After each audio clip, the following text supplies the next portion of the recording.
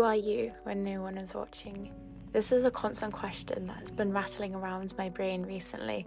I'm not sure if it's the spotlight effect or the increase in my time on technology, but I felt as though I have a big brother eye watching me and feel exhausted at the need to perform and conform. It wasn't until I hit complete rock bottom a few days ago and spent the whole day doing absolutely nothing, I realised something needed to change.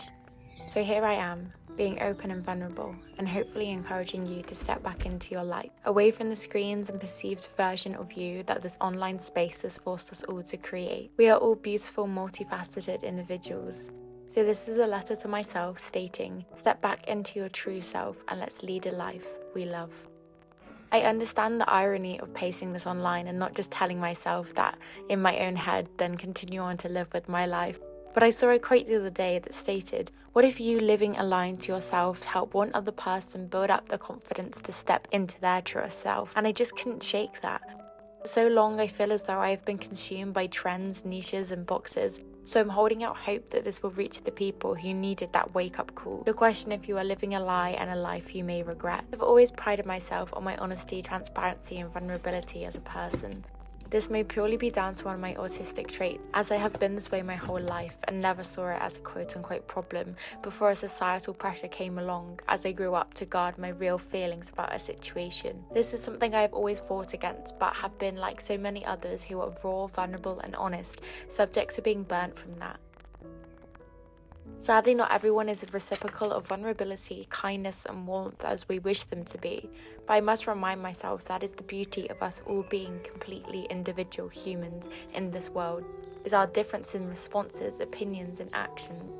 However, today I'm not making a statement about changing that true, honest, transparent part of myself, as that makes up my core, but I'm sending out a message into the world that I will live my life for me.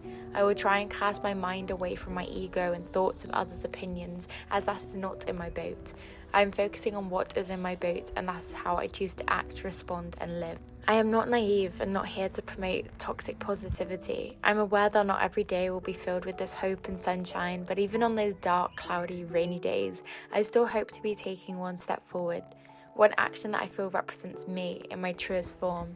Whether that be my outfit, twirling in my dress in the fields with people passing by, carrying a newly purchased teddy through the bustling town, letting my hands begin to flap when I talk about books, or being unapologetically myself with my tendency to overshare when someone asks me how am I doing. That often comes with my autistic inability to always conform to social norms of typical responses like, I'm great thanks, how are you?